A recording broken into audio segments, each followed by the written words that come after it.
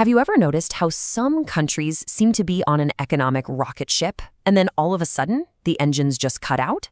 They make huge leaps, pull millions of people out of poverty, but then they just get stuck. Okay, today we're going to dive into this massive global puzzle, the middle income trap. And the scale of this problem, it's just staggering. The World Bank tells us this isn't just a few isolated cases. We're talking about more than 100 nations right now that are at risk of getting caught in this economic limbo where their progress just stalls out. You know, this isn't some abstract economic theory. This is deeply, deeply human. These countries, they're home to a whopping 75% of all people on Earth. Think about that. The futures of 3 out of every 4 people on this planet could be defined by this trap. So this really brings us to the big mystery, right? After all that early success, why do so many of these economies just slam on the brakes? What is this invisible wall that's holding them back? Well, that invisible wall, that culprit behind this global slowdown, economists have a name for it. It's called the middle income trap. So what does that actually mean? The World Bank defines it as this systemic slowdown that kicks in when a country's early growth engines just run out of steam. The economy gets squeezed, it's not cheap enough anymore to compete with low-income countries on basic manufacturing, but it's also not innovative enough to go head-to-head with the high-income giants. It's stuck in the middle. The easiest way to think about it is like this. The country has already picked all the low-hanging fruit. All those easy, early wins that fueled that initial boom, they're gone. So it all comes down to this idea of diminishing returns. Early on, you build a new factory, a new highway, you get this huge boost to the economy. But once you already have a pretty good road system, adding one more doesn't have nearly the same impact. The old playbook of just doing more of the same thing, it just stops working.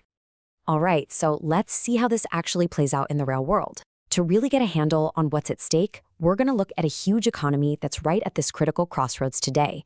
India. And wow, the data here really paints a stark picture.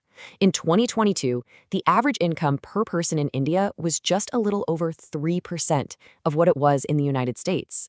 Now, they've made incredible progress for sure, but that gap to becoming a truly high-income nation is still just immense. And this is where the trap becomes terrifyingly real. The World Bank put out this warning that if the country gets caught in this trap and doesn't change course, it could take another 75 years, 3/4 of a century, just to reach 1/4 of America's current wealth. The cost of standing still is just decades and decades of lost potential. But look, this isn't a dead end. There is a way out. The trap has a key. And the World Bank has actually laid out a potential escape route, a strategy designed to help countries smash through that invisible wall. They call it the 3I strategy.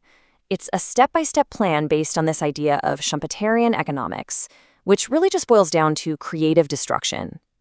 The core concept is that for an economy to advance, new, innovative industries have to actively push out the older, less productive ones. It's all about making way for the new. So the strategy unfolds in 3 phases. First up, when you're a low-income country, it's all about investment. Building the basic stuff, roads, power, factories. Then comes step 2, the lower middle stage, which is right where India is now. This is all about infusion. This part is critical. You don't have to reinvent the wheel. You get really, really good at bringing in and adapting foreign technology to supercharge your productivity. And finally, to make that last big jump, you have to add homegrown innovation. You have to become a creator, not just a follower, setting the new global standards yourself. So is this just a nice idea on paper, or does it actually work? Can you really escape this trap? The answer is a resounding yes. So let's look at the lessons from the countries that actually pulled it off. And here's the number 1 takeaway from all the success stories. It is absolutely crucial. They didn't just sit back and let the market figure it out. Escaping the trap required a strong, strategic, and yes, an interventionist government that actively guided the private sector toward big national goals. And what's so fascinating is that there's more than one way to get it done.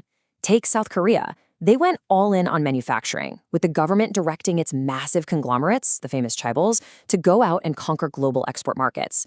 But then you have Chile, which took a totally different route. They used targeted government help to build high-value industries on top of their natural resources, like literally creating a world-class salmon farming industry out of almost nothing. So, different playbooks, but the same core principle: smart, strategic government action. And the results? Well, they can be absolutely breathtaking. Just look at South Korea's numbers.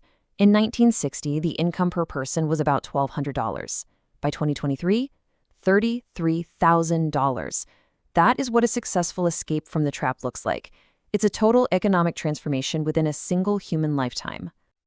So when you look at all of this, it tells you one thing very clearly. Economic destiny isn't written in stone. Getting stuck is a real danger, for sure, but it is not inevitable. In the end, growth is a choice. It's a series of really tough, really strategic choices about investment, about technology, about innovation. And the big question for the next few decades is, of those 100+ nations at risk, which ones are going to make the right choice?